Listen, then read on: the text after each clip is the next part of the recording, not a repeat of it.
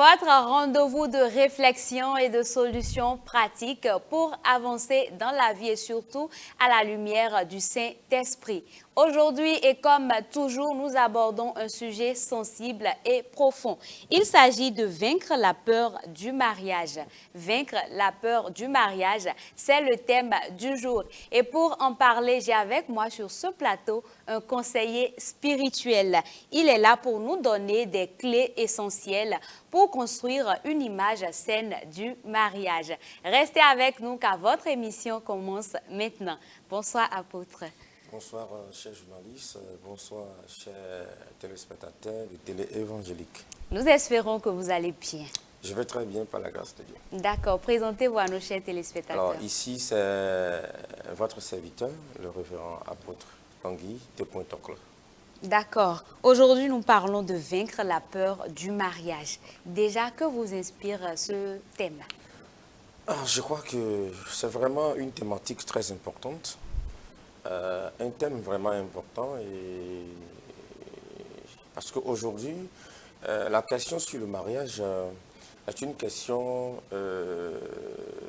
d'abord qui fait peur à notre génération. Ah bon, donc c'est une question qui fait vraiment peur. Ouais. Mais qu'est-ce qui peut en être les causes? Voilà. Les causes sont énormes. Les causes sont multiples. Et je crois que nous sommes ici pour parler de cela, pour parler de quelques causes de ce qui peut amener une jeune fille ou un jeune homme, un frère ou une sœur, à commencer par avoir peur alors de rentrer dans le mariage. Nous pouvons dire qu'il y a ce qu'on n'entend pas, abus de confiance. Abus de confiance. Il y a ce qu'on n'entend pas, l'hypocrisie. Il y a ce qu'on n'entend pas, la sournoiserie. Il y a ce qu'on n'entend pas, poignarder dans le dos. Il y a ce qu'on n'entend pas, l'infidélité dans les relations. Il y a beaucoup de choses aujourd'hui qui sont remarquées quand même dans les relations. Des fiançages, quand deux personnes s'engagent pour vivre alors ensemble dans ce qu'on n'entend pas le mariage dans un foyer, il y a tout ceci qui sont remarqués horriblement, alors qui fait qu'aujourd'hui, beaucoup alors de nos jeunes, beaucoup de nos frères et sœurs sont dans non seulement la peur, le doute, alors de s'engager véritablement à ce mariage. Or, le mariage, c'est la chose la plus importante, alors que le Seigneur lui-même a instauré, comment dirais-je, a créé dans la parole de Dieu. On peut lire cela dans le premier livre du prophète Moïse, c'est-à-dire Genèse chapitre 2, verset 24. Oui. Il dit, à partir du verset 18 déjà, il dit, ce n'est pas bon pour que l'homme reste seul. Oui. Je lui ferai une aide semblable. Et Dieu fait dormir l'homme. Oui. Il a ôté une de sa côte, oui, oui, et a fait la femme, il a amené à l'homme. L'homme, Adam, a dit, celle-ci est la chair de ma chair, l'os de mes os. On l'appellera femme, c'est-à-dire Ève, qui veut dire mère de l'humanité. Donc, d'où Dieu dit maintenant, le verset 24, il dit maintenant, homme, tu quitteras ton père et ta mère et tu deviendras une seule chair avec ta femme. Une seule chair, c'est-à-dire vous étiez deux, maintenant vous êtes un. Maintenant, ce système est instauré, est créé par Dieu lui-même. Et Dieu lui-même, il est la première personne sur la terre qui a alors célébré le mariage de façon divine. Alors, c'est une recommandation divine, le mariage. Mais pourquoi aujourd'hui, nous constatons que il y a le doute et la peur? Les choses que je viens de citer en amont sont un peu les causes. C'est-à-dire, il y a moins de confiance, ou il y a la trahison, il y a l'abus de confiance, il y a la sournoiserie, il y a aussi ce qu'on n'entend pas, la convoitise, c'est-à-dire les désirs démesurés, vous voyez, qui amènent certains jeunes hommes ou certaines jeunes filles à aller se donner à des relations de fiançage à cause de l'amour de l'argent. Or, la Bible nous a enseigné dans 1 Timothée 6, hein, le premier épître de l'apôtre Paul adressé à son fils légitime, Oui. le pasteur Timothée, le chapitre 6, le verset 10 dit, Paul a dit à Timothée, l'amour de l'argent est la racine ou le commencement de tous les maux, c'est-à-dire de toutes les difficultés, de tous les problèmes ici-bas. Donc, je crois qu'il est important de ne pas se lancer alors dans une relation, vous voyez, dans une relation amoureuse, dans une relation de fiançage qui va vous amener à un mariage à cause de ce qui frappe à l'œil, à cause de ce qui attire l'homme dans les biens matériaux et financiers. Donc je crois que ça doit être un besoin fondamental comme Dieu l'a instauré. Ça devait être véritablement des recherches qu'on doit faire sur le plan érique, spirituel et intelligible. D'accord. Pourrait-on dire donc que le comportement de l'un des partenaires, les expériences de la vie et les désirs démesurés de la chair sont à la base de la peur dans le mariage? Absolument. D'accord. Absolument. Et est-ce que l'image du couple parental n'influence pas aussi cette peur-là? Waouh, waouh, super. Ça, c'est une très bonne remarque que vous avez faite, cher journaliste. Et vous savez, aujourd'hui, chaque pays avait ses réalités, Oui. chaque continent avait ses réalités, et chaque ethnie avait ses réalités, et loin de là, chaque famille a ses réalités. Vous savez, il y a aussi que des parents qui sont à la base de ces échecs relationnels. Il y a des familles, des mères, des pères qui sont à la base alors de l'échec des relations véritables qui pourraient amener les jeunes frères, les jeunes sœurs à un mariage exceptionnel. Oui.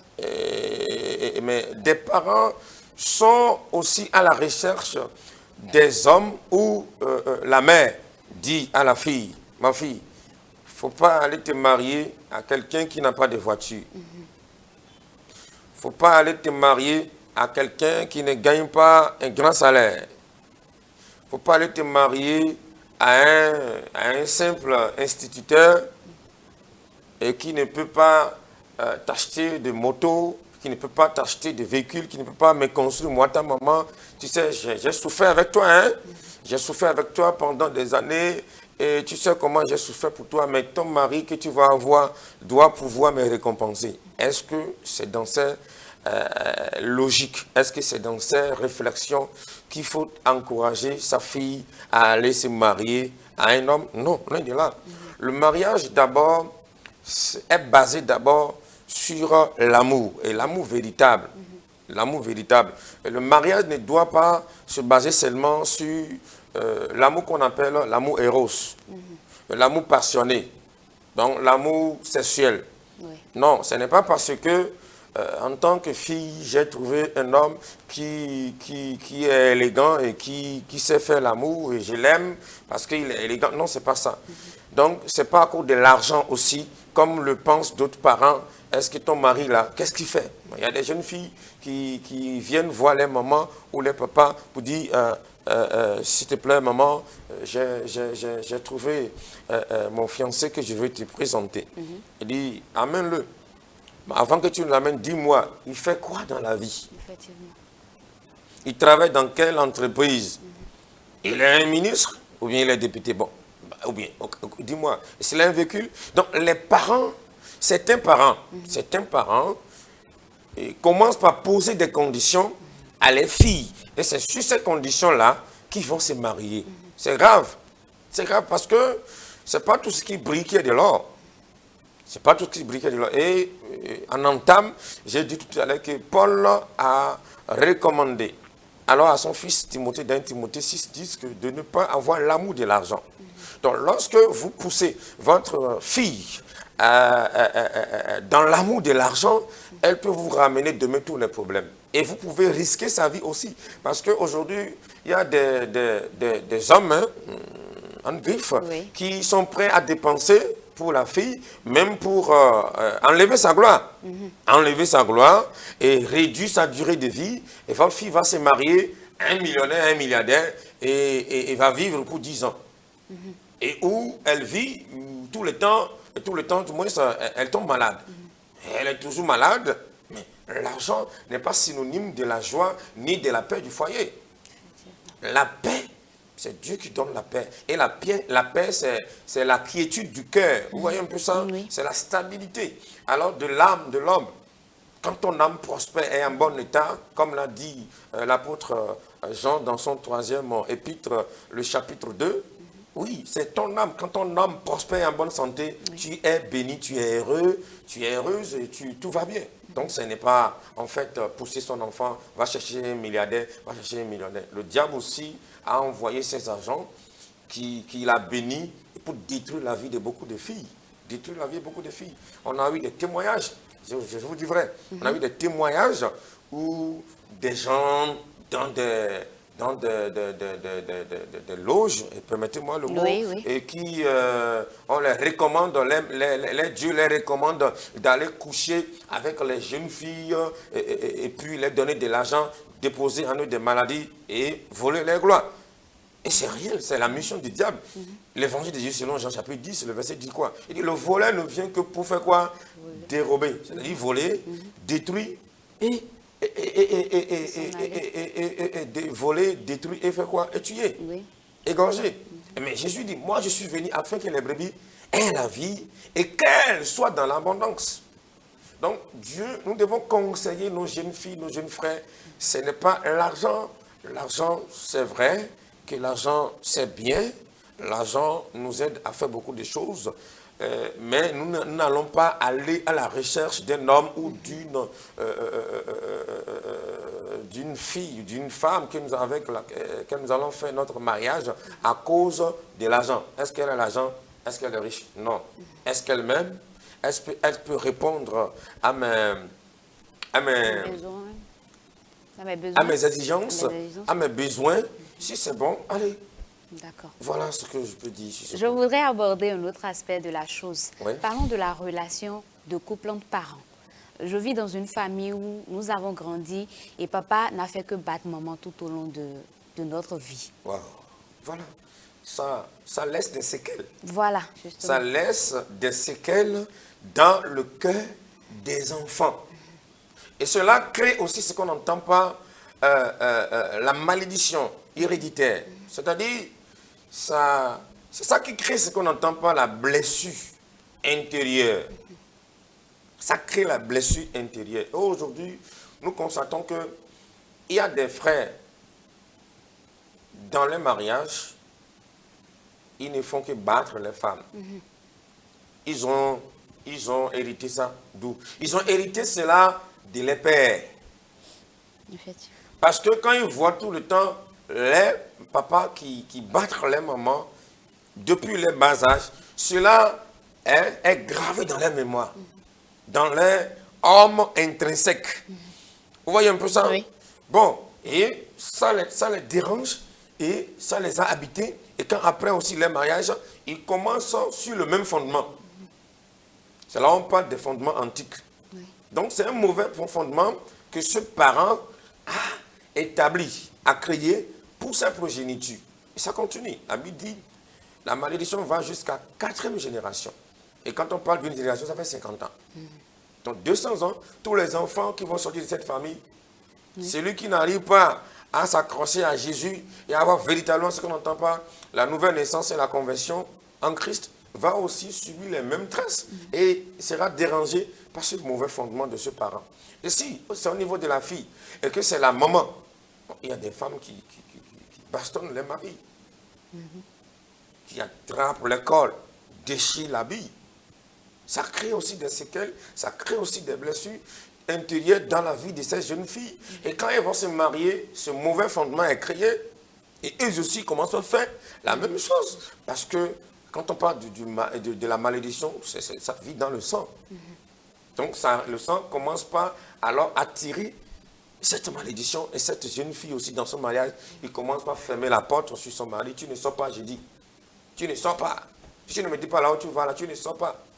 D'accord. À part la peur de s'engager dans le mariage, Ouais. quelle autre conséquence le traumatisme de la relation entre parents, la relation de couple, Après, entre les parents, et ce traumatisme-là que les enfants ont déjà dans leur foyer, bon, pas dans leur foyer, mais dans les dans relations, leur famille déjà oui, de oui. base, à part la peur, quelle autre conséquence cela peut apporter sur eux, Bon, à part après le la... mariage ou avant le mariage? Oui, j'avais oublié cet aspect de peur, des mauvais comportements des parents.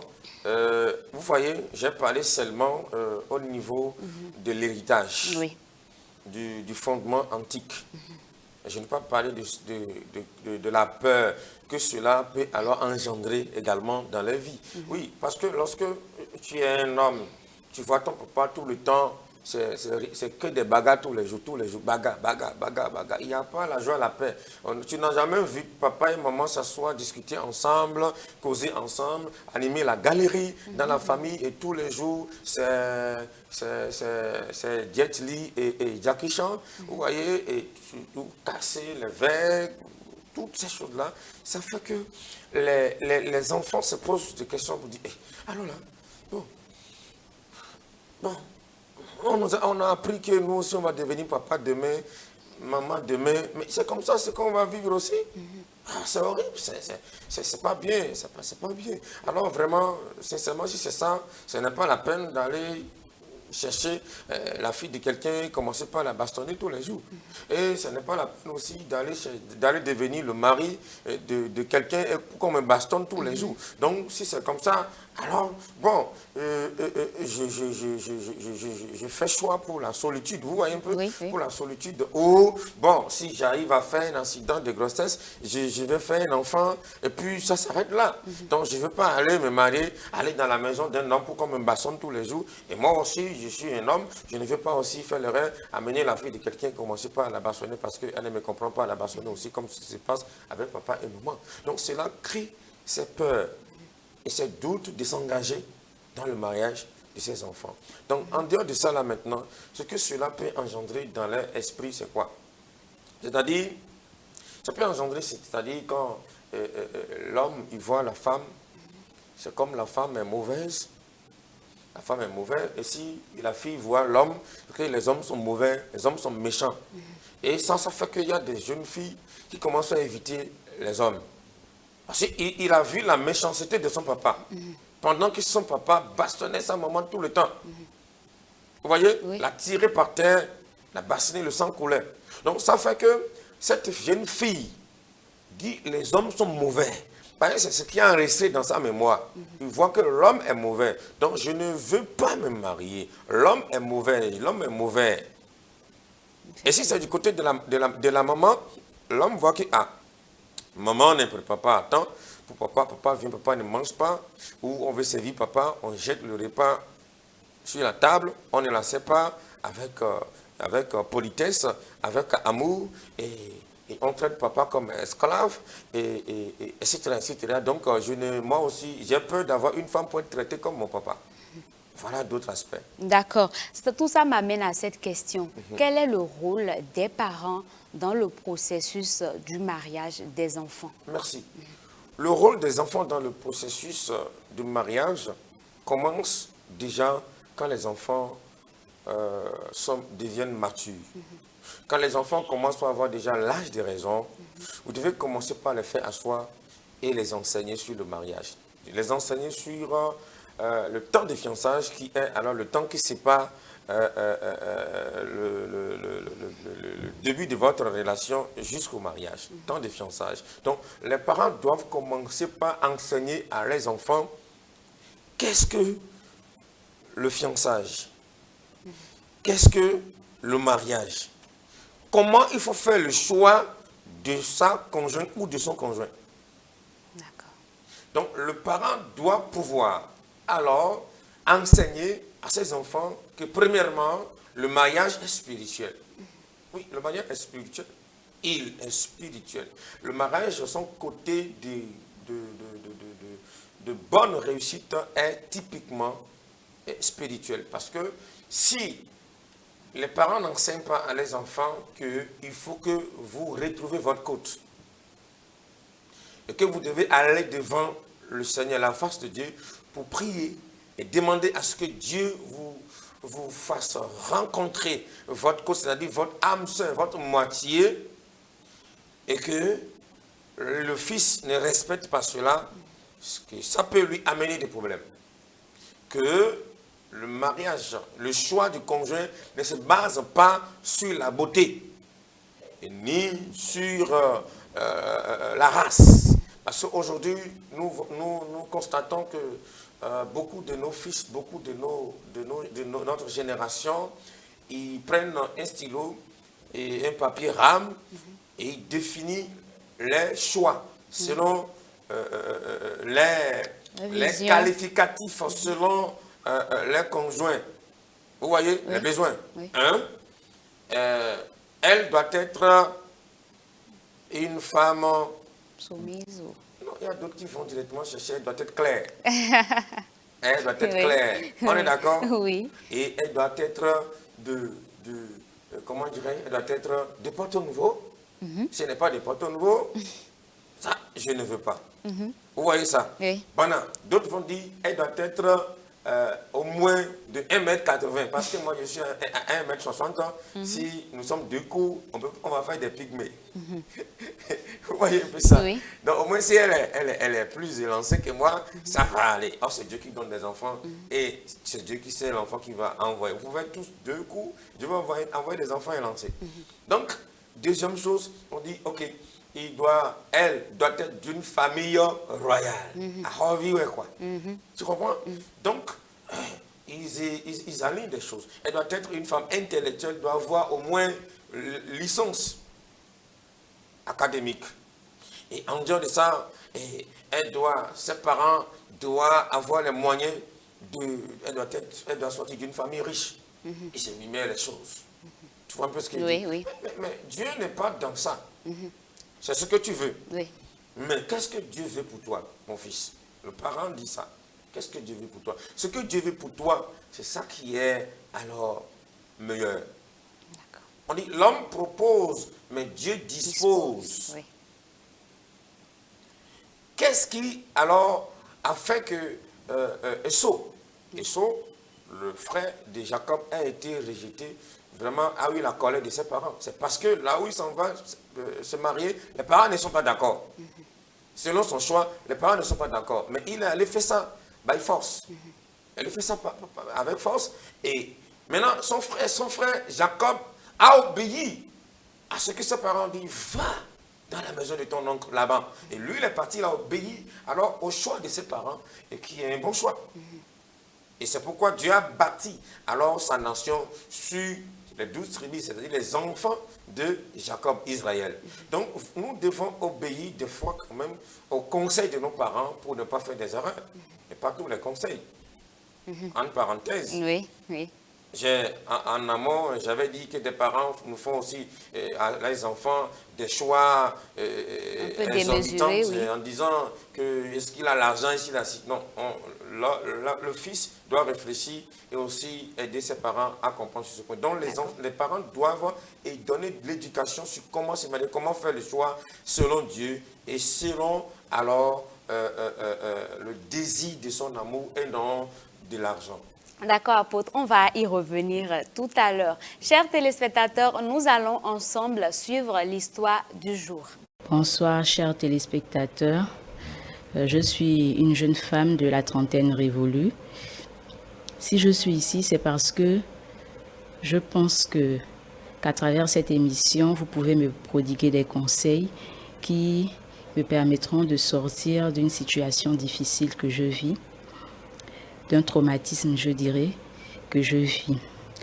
Alors, disons que j'ai un gros problème. J'ai, je dirais, une phobie du mariage.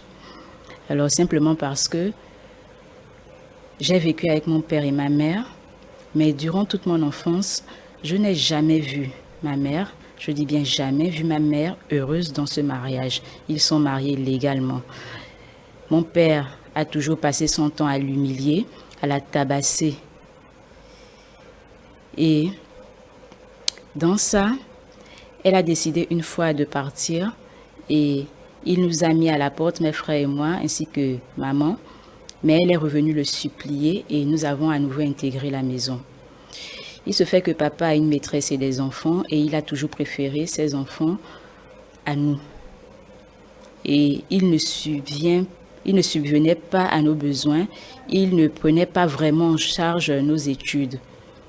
Et quand j'ai atteint un certain âge, j'ai décidé de trouver des voies et moyens pour pouvoir achever mes études. Alors, je me suis lancée dans une vie pas vraiment commode, je dirais. Alors, je vais le dire. Disons que je me prostituais. Voilà, je me prostituais malgré moi. Simplement parce que je n'ai pas trouvé d'autre voie pour gagner facilement de l'argent et rapidement de l'argent pour atteindre mes objectifs. Donc, je me suis lancée dans la prostitution. Et de l'argent issu de cette activité, j'ai pu achever mes études, master. Et par la grâce de Dieu, j'ai abandonné cette vie, j'ai tourné la page de cette vie sombre et j'ai été embauchée dans une structure. Actuellement, je gagne bien ma vie, je dirais, et j'ai des prétendants. Il y a des personnes qui veulent faire quelque chose de sérieux avec moi, mais une fois qu'on me demande un mariage, je refuse automatiquement parce que je me dis qu'en me mariant, je vais vivre les horreurs, les mêmes horreurs que maman a vécues au sein de son foyer avec notre père. Donc, pour moi, le mariage se résume à ça en fait. Je me dis qu'en me mariant, je vais subir les mêmes choses. Donc, ce qui fait en sorte que je n'accepte pas l'idée de me marier.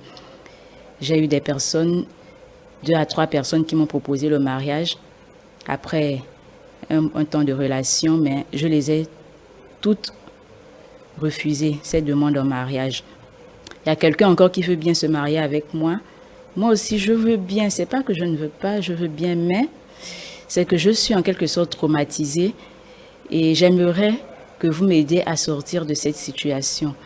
C'est pour cela que je suis ici. Donc vraiment, j'aimerais que vous m'aidiez vraiment à trouver une solution à ce traumatisme que j'ai, à pouvoir sortir de cette situation et à pouvoir moi aussi fonder une famille.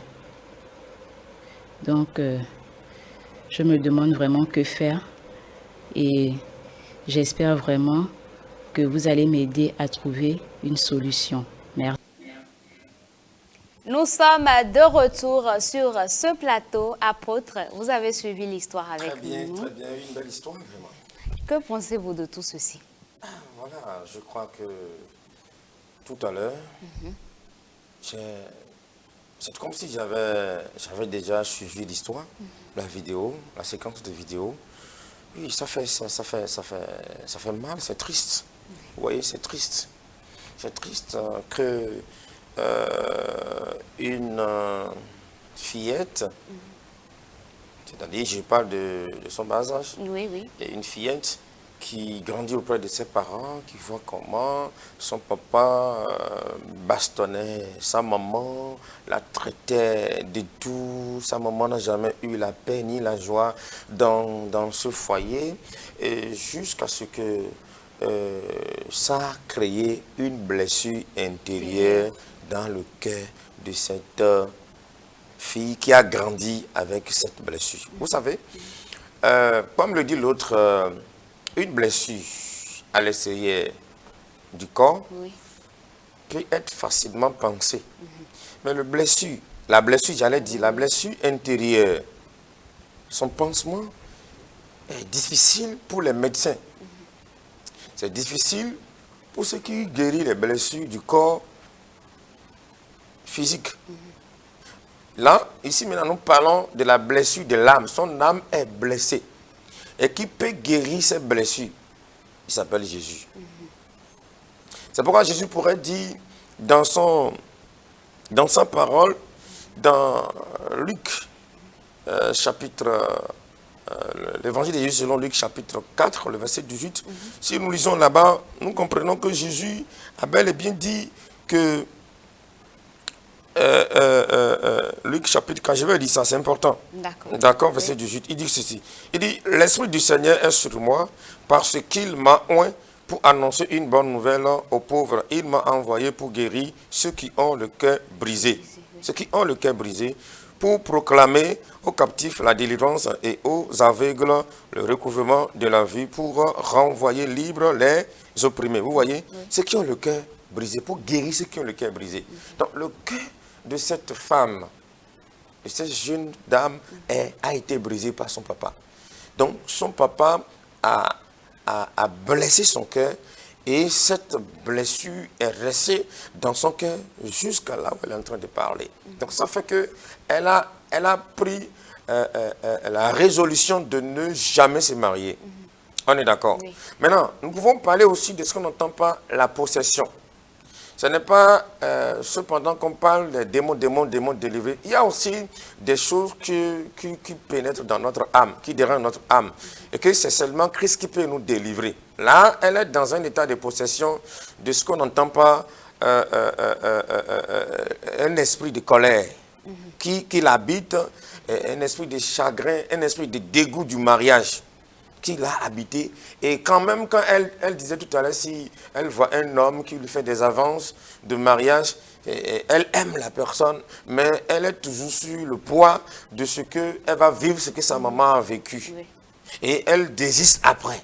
Donc, de lui donner des conseils. Oui. Ce que moi, je veux lui donner comme conseil, en tant qu'un serviteur de Dieu, en tant qu'un conseiller, voilà. Et le conseil que je vais lui donner, c'est de lui dire, de tout laisser à Dieu, et d'aller voir un pasteur proche, de lui parler de son problème, et que le pasteur prie pour lui, pour que son âme soit guérie. Pour que son âme soit guérie, parce que son homme intrinsèque a reçu une blessure. Son cœur a été blessé. Donc, il faut que le pasteur prie pour lui, pour qu'il reçoive la liberté alors de cette douleur, de cette blessure qui a été créée dans son cœur par son propre père. Et après ça, maintenant, il va avoir ce qu'on n'entend pas, le zèle de surmonter les problèmes.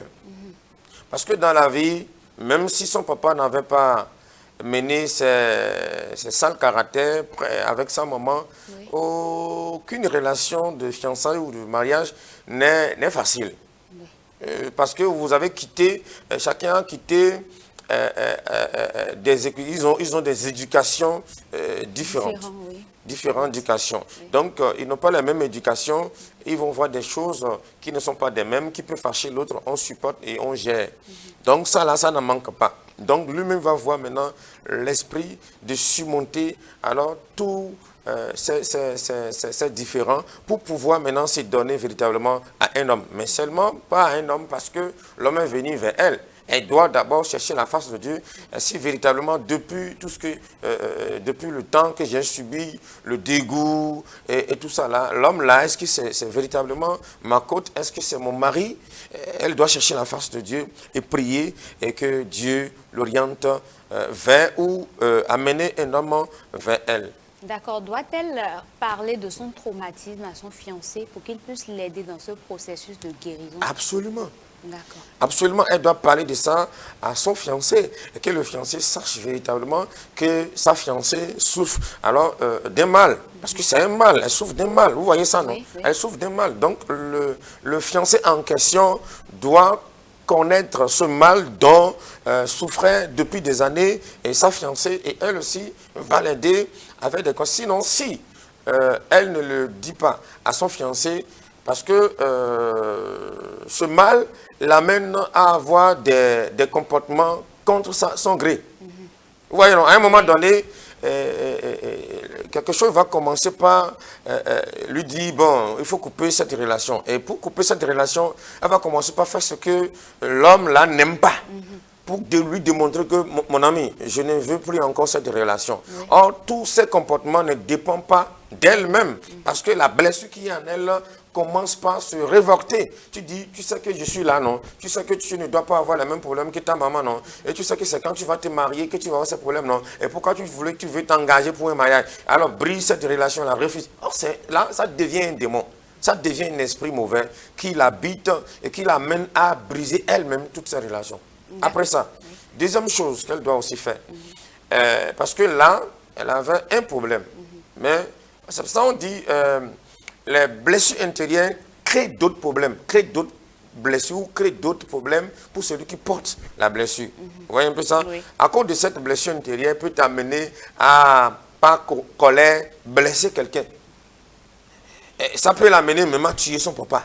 Parce que pour elle défend sa maman. Ça peut l'amener à se séparer et fraternellement avec son papa, à ne plus appeler son papa et à ne plus faire du bien, à honorer son papa et tout ça là. Et ça là, c'est ça qui l'a amené maintenant à rentrer, je te dis vrai, à rentrer dans la prostitution parce que cette blessure est devenue un esprit mauvais en elle qui commence par la pousser, comme je l'ai dit au commencement, que la femme peut dire maintenant, je ne veux plus me marier parce que j'ai vu ma maman maltraitée par mon papa, je vais aller me donner aux hommes si j'arrive à trouver un enfant, ça s'arrête là, je ne vais pas créer un foyer. C'est ça qui l'a amené à se laisser dans la prostitution. Et la prostitution maintenant l'a amené à avoir encore d'autres problèmes. C'est-à-dire quoi? La Bible nous a enseigné dans le livre de Corinthiens que celui qui se donne à un homme tisse des relations avec l'esprit qui habite ce dernier. Donc là maintenant, nous comprenons que quand elle se donne aux hommes, ces hommes-là ont des esprits qui les habitent. Donc, par les relations, il y a des changes. Il y a eu des changes d'esprit. S'il y a un mauvais esprit qui est dans l'homme avec qui elle couche, l'esprit rentre en elle. Il y a transition.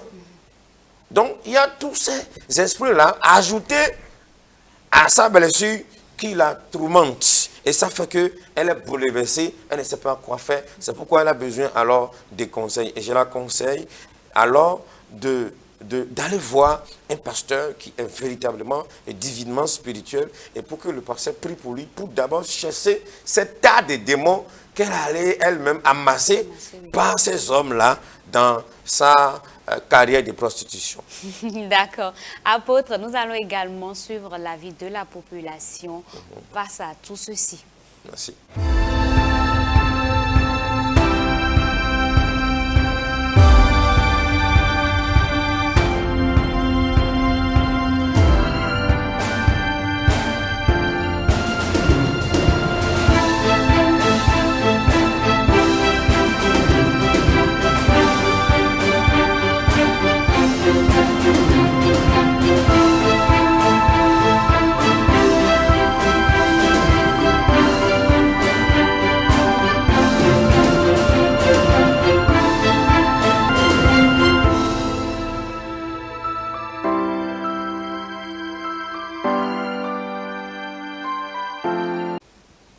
Apôtre, avant de revenir sur les conseils pour notre sœur, nous allons repartir sur les parents, la relation des parents.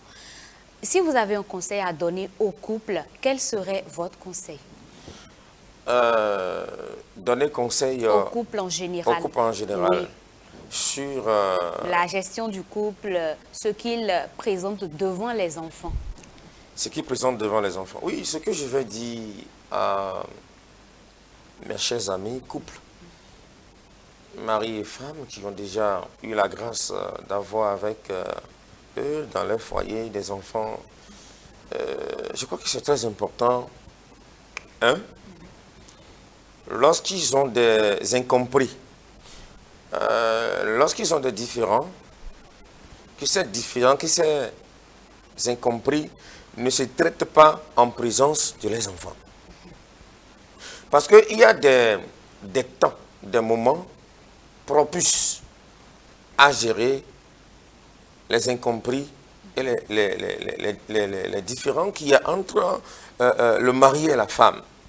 Par exemple, quand moi, en tant que père, j'ai quelque chose que je veux traiter avec mon épouse, je sais que cela, c'est des incompris et ça peut dégénérer Et ça peut amener des discussions où l'un ou l'autre va commencer par élever le ton. J'attends que les enfants se couchent. Et j'appelle mon épouse dans la chambre. Je dis, chérie, s'il te plaît, je veux qu'on en discute d'une situation. Et s'il te plaît, même si ça te fait mal, fais tout pour que les enfants ne sachent pas que nous sommes en train de discuter. Sinon, nous allons bâtir ce que nous ne voudrions pas dans leur esprit. Voilà, la dernière fois, tu as fait ceci, tu as fait cela, je n'étais pas content, mais j'ai pris mon mal en patience, je suis parti au service, et c'est que le soir je vais t'appeler, pendant que les enfants seraient en train de dormir. Voilà, donc je ne voudrais pas que ça se répète encore, pour une troisième fois, ou pour une deuxième fois. Sinon, ce n'est pas bon. Oui. Donc, on traite ça entre nous. De la même manière, la maman aussi doit pouvoir alors faire la même chose avec son mari. On ne gronde pas, on ne parle pas mal à sa femme en présence des enfants et on ne manque pas de respect à son mari en présence d'une troisième personne. On ne voit pas sa femme non plus. C'est la même chose, c'est vice-versa. Il dit, on ne gronde pas sa femme en présence d'une troisième personne, non seulement les enfants, mais une troisième personne qui est au milieu de vous. Tu ne dois pas mal parler à ta femme et vice-versa. La femme aussi ne doit pas manquer de respect ou mal parler à son mari en présence d'une troisième personne. Et, raisonnement parlant, nous parlons des enfants. Cela ne doit pas se faire en présence des enfants. Et si c'est comme ça, je crois que dans un premier temps, vous sauvez les enfants des problèmes. Vous sauvez des enfants des blessures intérieures. Vous sauvez les enfants à ne pas avoir le dégoût de créer aussi, eux aussi, un foyer dans l'avenir. Deuxième chose, vous ne devez pas alors faire ce qui n'est pas bien, c'est-à-dire faire l'amour en présence des enfants. Si vous jouez l'amour en présence des enfants, ou vous êtes dans la chambre, mais vous savez que les enfants sont là. Vous savez très bien, excusez-moi, hein, oui. Quand on est en train de faire ce truc-là, on ne se contrôle plus. Hein. Vous voyez, maman peut commencer par donner des cris, là, je ne sais pas quoi, et où c'est papa, ça dépend. Ou c'est les deux qui sont en train de donner des cris, mais les enfants disent, qu'est-ce qui se passe? Et après, les enfants... Il y a des têtus, hein, il y a des têtus, et il y a des curieux hein, qui vont passer derrière pour aller voir la fenêtre, qu'est-ce qui se passe, et papa est en train de crier, ou bien maman est en train de crier, qu'il est en train de crier comme quelqu'un est en train de la frapper. Oui. Il va voir ce qu'il ne doit pas, elle ne doit pas voir, oui. Et ça va créer aussi des mariages précoces ou des grossesses précoces. Prématurément, ces enfants vont rentrer dans les relations à bas âge. Vous voyez un peu ça. Oui. Donc, les parents doivent avoir des comportements qui ne doivent pas alors blesser les enfants, qui ne doivent pas encore, alors, comment dirais-je, créer des idées hors réalité dans la vie des enfants. Donc, il doit éviter toutes ces choses-là pour ne pas alors amener des problèmes eux-mêmes dans leur foyer. Et il doit se comporter très bien dans les relations malgré les situations incomprises. Il doit pouvoir toujours donner de bons exemples. Il doit être un modèle, un bon modèle pour les enfants, pour les progénitures. Et ça commence comme ça ça continue sur les enfants, sur les petits-fils, et de génération en génération. Voyez, ce sont eux qui vont semer alors ce grain. Alors cette semence-là, ce sont eux qui vont semer dans les premiers enfants, et cela continue de génération jusqu'en génération. Les parents doivent donc être un bon exemple pour les enfants. Absolument. D'accord. Revenons à notre sœur. Si vous avez un dernier conseil à lui donner pour sortir de ce traumatisme-là, ce serait lequel? Le conseil que je vais lui donner à la sœur que nous venons d'écouter dans la séquence de cette vidéo, je lui dirais, premièrement, qu'elle doit se marier Amen. Elle doit se marier et elle va se marier au nom de Jésus-Christ. Amen. Et deuxièmement, parce que si elle ne s'engage pas à le faire, elle ne peut pas le faire. Tout vient d'un engagement ferme. Je vais me marier maintenant. Et maintenant, elle commence les processus de mariage. Deuxièmement, j'ai dit en amont, elle doit aller voir un pasteur Oui. pour que le pasteur prie pour elle, pour qu'elle soit, guérie de cette blessure qui son papa a créée dans son cœur. Deux, de ces possessions démoniaques qu'elle-même, elle a tissé des relations sexuelles dans sa carrière de prostitution. Si je parle de carrière, c'est parce qu'elle a dit qu'elle s'est donnée à cela comme fonction pour trouver de l'argent. Et c'est ce qu'elle a fait pour avoir de l'argent, pour avoir son diplôme. Donc, pour cela a engendré en elle des démons. Donc, le pasteur va jouer ce rôle-là, de la liberté de son âme et de son destin. Et maintenant, il va commencer par maintenant suivre les principes du choix de conjoint. Parce qu'on ne choisit pas pour choisir. Il y a des principes de choix. On n'a pas assez de temps pour parler de tous ces principes-là. Et après ça, il y a des caractères de vie, de temps, de fiançage. Il y a des caractères qu'elle doit adopter. Vous voyez un peu ça? Oui. Et elle doit avoir un coach ou un pasteur, un homme spirituel bien mature qui peut alors la conduire, elle et le conjoint qu'elle a trouvé doit les encadrer durant des temps avant de se lancer dans le mariage proprement dit. Donc voilà quelques conseils que je peux lui donner et de lui dire que dans le mariage, dans le foyer, parce que le mariage n'est pas synonyme du foyer. Le mariage, c'est les processus jusqu'au jour où on porte les bagues, d'autres ne portent pas de bagues, au jour de la bénédiction nuptiale. C'est ça le mariage. Ça s'arrête là. Maintenant, la vie de couple, là, c'est quand vous les deux, vous rentrez sous un toit, là, c'est ça la vie de couple commence. Et c'est ça la vraie vie de couple. Ça commence lorsque les deux sont ensemble. Donc, elle doit tout faire et briser alors à jamais, avoir ce qu'on n'entend pas, la régénération, la conversion et être né véritablement de nouveau pour ne pas ramener encore les esprits qui l'ont quitté il y a quelques mois ou il y a quelques années en arrière pour ne pas revivre encore les situations de sa maman. Merci beaucoup, apôtre. Je suis heureuse de vous avoir eu sur ce plateau. Chers téléspectateurs, merci également à vous de nous avoir suivis. Nous sommes au terme de cette émission que vous avez suivie et qui a été consacrée à la peur du mariage et à la guérison des blessures d'enfance. Un sujet poignant qui nous a tenus tous en haleine. Nous recevons toujours vos histoires sur le plus 229 61 31 07 70. Plus 229 61 31 07 70. On se donne rendez-vous très prochainement pour une nouvelle histoire, pour un nouveau numéro. À bientôt.